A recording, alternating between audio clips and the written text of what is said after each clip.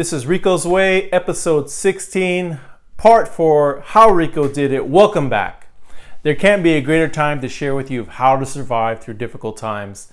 I wrote this on April 12th, which is my birthday, so let's fight this together. I know we want to get back to normal. So in part 3 of the video series of How Riko Did It, I share with you how I learned the basics of good business practice working with my mother as an assistant and then later on as a realtor.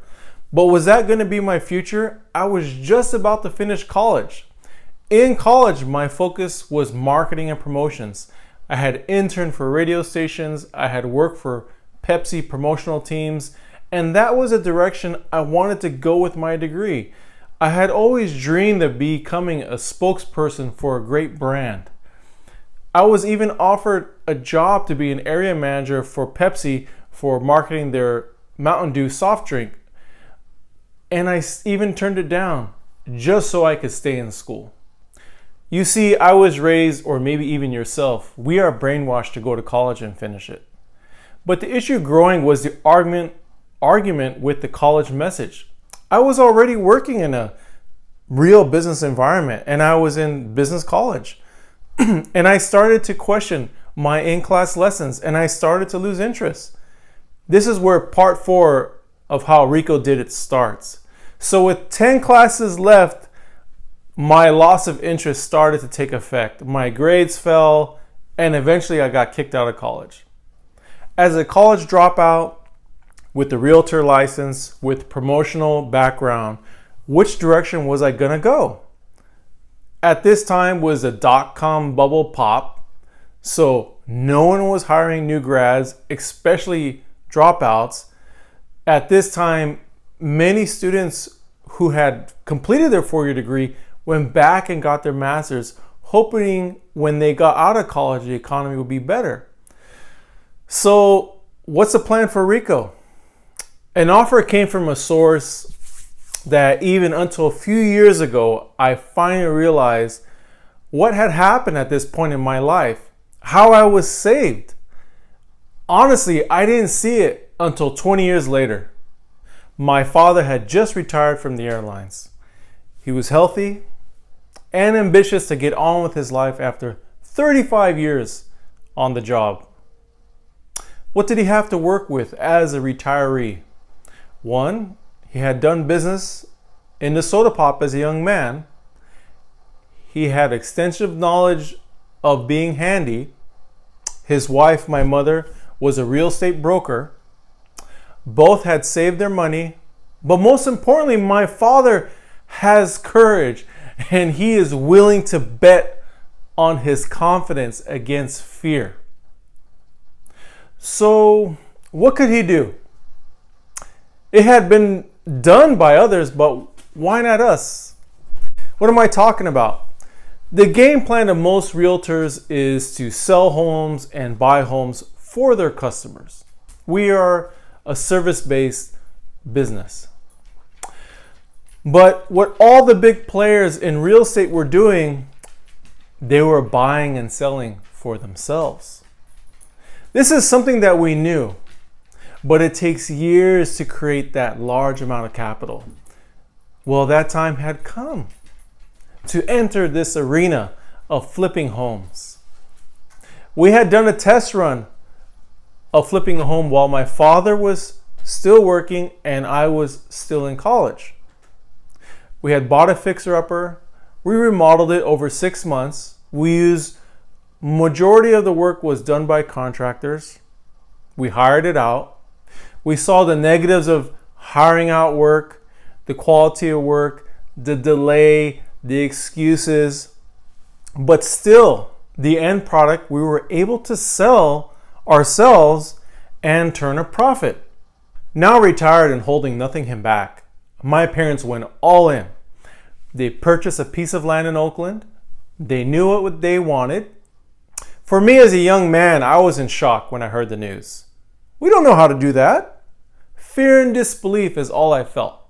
We can do roofs, bathrooms, kitchen, sheetrock, tile work, and paint.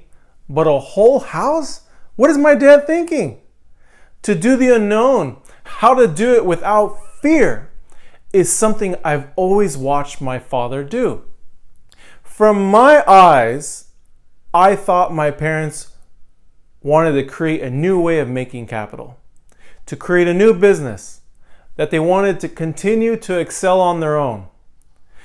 But what it really was a way to save me from going nowhere, to create a whole new environment for me and my brothers to work in, to see if working with our hands would click within us.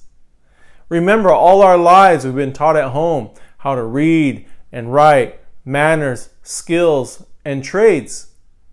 They felt that if school wasn't clicking with us, put a hammer in our hands and let's see what happens. How did we do it? How did they do it? My parents have always worked together very well. My mother was the broker, studied the market. They both would survey the area. My father would gauge the cost of the remodel, and my mother would respond if the market could support the new remodeled price. When the price is low and there's lots of work needed, and the market can support a remodeled price with a profit, that was the property that they would buy. And that's how they bought their first lot in Oakland for $50,000. See, my father is an architect. Remember, everything you have done in your life is yours to keep. He took drafting in high school, and he also was a draftsman in the Army. So after he would do his designs and elevations, he would take his plans to an engineer for a final set of plans. He would design 1-story and 2-story ranch-style homes. My father then would push the plans with the city and get the permits. That would be a 3 to 4 month process. For the first home, he hired a contractor to do the foundation, the stucco, and the roofing. The rest was done by my father, my brother, me, and 2 carpenters. We built an entire house in about 8 months. It sold. We turned a profit with money to buy another home to keep the process moving. And we would do this routine for 8 years, buying and flipping homes, building entire homes, full remodels, extensions, you name it, we built it in those 8 years. My father had created a construction company. So where did I fit in? What did I add to the company? See, there are 4 stages in a young man's life. When you stop being a child, when you grow some balls, when you want to fight with your father, and finally, when you want to help your father. This storyline happens in our teenage years, as a young adult, as an adult. For most people, they never get to the last part. They're still stuck challenging their father and mother. They're stuck in limbo. So how did my storyline go? Well, let me tell you how I was involved in the construction. In the beginning, one thing my brother and I would do is we began to educate ourselves on how to do the trades properly. We would buy books on everything, on concrete work, electrical, tile work, you name it, we had it. And that's how we started to transform from handymen to professional tradesmen. But not everything is all rosy when you're working so tightly with family. Things can get tense. I would argue with my brother and father often. Eventually, on that first home, I walked off the job. I did come back to do what I had to do as my part, and the home was completed. My father and I had a big blow up at the job site, and that's why I walked off. I had grown tired of the way things were being handed out, of this way or the highway style. Even if it was in the wrong direction, we had to go the wrong way or deal with an argument. So my father and I didn't speak for a month. Finally, one morning I did speak with him. I told him my reasoning for feeling upset. why I walked off the job. What he told me was not expected. He vented and expressed how much pressure it was taking on the home construction project, the daily tasks, the money, making sure we have material, the payroll, the time frame, managing the whole job, dealing with 2 sons. I hate to say this, but he started to cry. And that was like an atom bomb for me. At that moment, all our lives, our father is like a superhero, this untouchable, this mighty power. In that instant, I saw the human in him. That he was like me. That he suffered from the same things.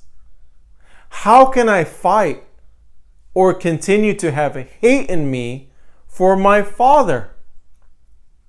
I must help him. I must help my father. So I made my move that morning. I told him, why doesn't he let me help run the job site? Let me help him with the project. Teach me. And eventually, I would get a nickname, Little Jefe. And for the rest of the 8 years, that was one conversation, one morning in my early 20s, but it would change my life and my family's life till today. I would commit myself to making my parents successful. I would focus all my energy into growing the business, knowing I would be safe because it would be a family business. So starting with the second home we built, he began to show me how the process works, from making the drawings to getting the permits, on where to buy materials, how to calculate the amount of materials we need so we can buy in bulk and get a better price. All the ins and outs. As time went on, we did just about 99% of all the work. We would only hire out for carpet and stucco. Everything else we did ourselves, and to do that, we would need a larger crew. So my father taught me how to manage employees. My father would train them in the beginning. Then when my skills became more seasoned, I would train them in all the trades. Over the years, I began to handle the reins of the company. I would do all the research and I would pick the homes or pick the projects that we would buy. I would still consult with my mother and father, and together we would take turns, consult, support, and push the company. By my mid-20s, I would manage the permit process, manage the job site, materials, employees, inspections. In other words, I was training to become a general contractor. During this period, we operated as owner builders. Yes, you can do that. So I even started buying my own homes and remodeled and flipped homes under my own name. My first 100K check from a flip was when I was maybe 23. I was already doing very well for a college dropout. I would admire and look up to homes being built in the Oakland Hills, homes for millions of dollars. You see, we would buy in some rough and tough areas, not the cream of a crop. But did I ever look down on a property or look in disgust of a neighborhood? As an investor, I would see the chips we had and what kind of play we could make, what table of poker we could play at, and how many times we would have to win at that table before we could move up to the larger stakes table. We understood that. So we built in every corner of the Oakland's flatlands. Nothing ever did happen. No one was ever harmed. We were never touched. Our job site was robbed many times. I had a gun pointed to my face. By the end of our run, we were all safe and sound. In every street that we built on, we would make friends, we would make neighbors. You will become a local, learn how to move around in your environment. So about every 6 months to a year, we would move to a new neighborhood and the whole cycle would start all over again.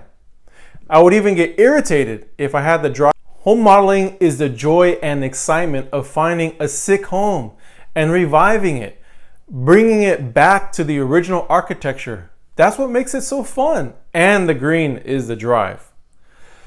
So where was the big boys poker table? Where did the big players play? They did mini developments, 2 to 6 home, small plots. Imagine being able to transform a whole street by inputting your own style of redesign. Once again, it was my father that pushed me with his courage, and we did a 3 home development in West Oakland, and we would do it again in East Oakland after that. Okay, so what's beyond that? What did I see as the big players? Who did I look up to? My father and I would often drive up into the Oakland Hills and go visit the multi-million-dollar custom home projects. This was the big table in my eyes. These homes would take, on average, 3 years to build, with a potential profit of $1 million, with homes costing about $1.5 million in construction, but with the potential of $3 to $4 million sales price. It was something I could see doing the rest of my life. Well, if that's what we're gonna do, let's practice.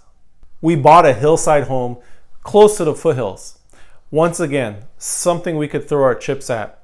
We would spend 3 years building a 3,500 square foot hillside home on a downslope with over 50 pilings, 18 inches in diameter, over 15 feet deep to my memory. We would build a retaining wall.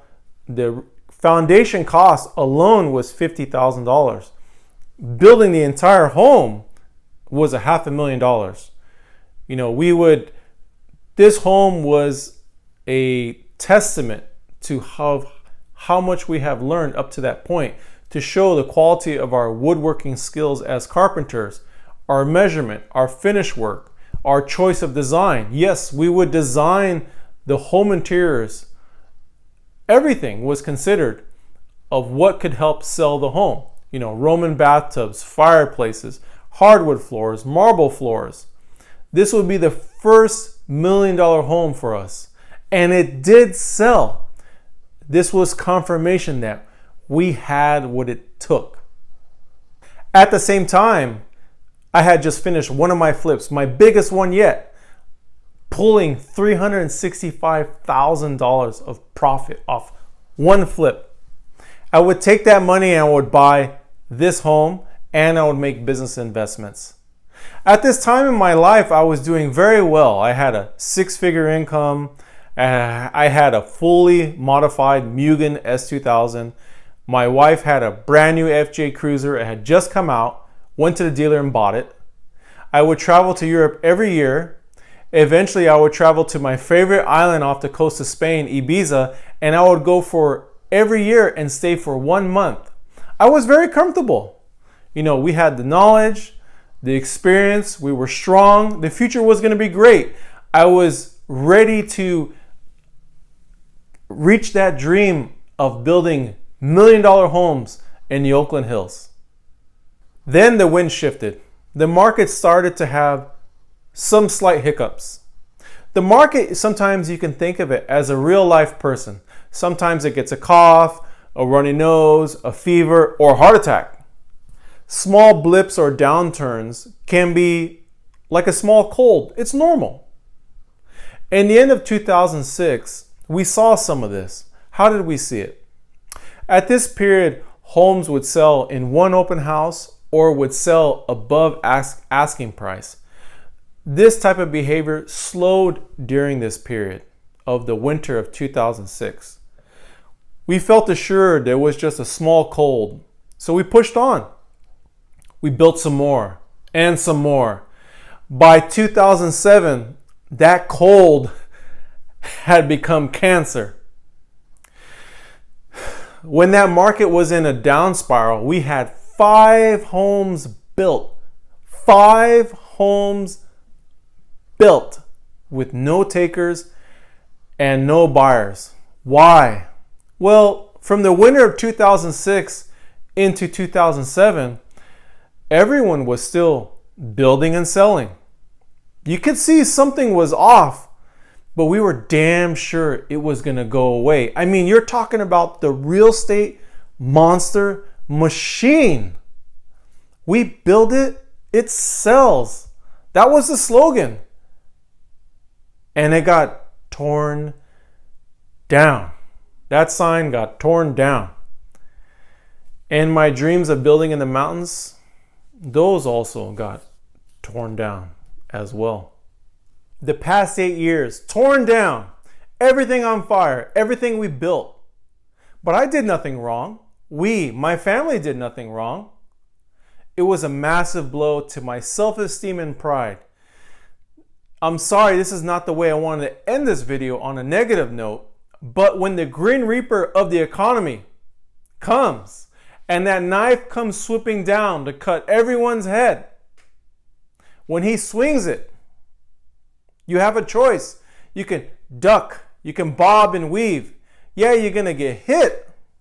You're going to get hurt. You're going to take your fair share of grief. But you don't have to die. You don't have to get your head cut off. In the next video, I'm going to share with you of how to bob and weave, how you can survive.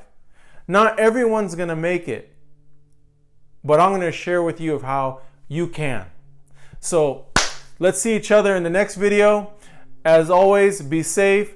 The next video will probably be the last installment of this series of how Riko did it. I really want to thank you all for subscribing and watching the videos. As I said before, I want to offer you something other than looking at my motors and wheels and tires and etc. So stay safe, peace. I'll see you on the next one. Thank you.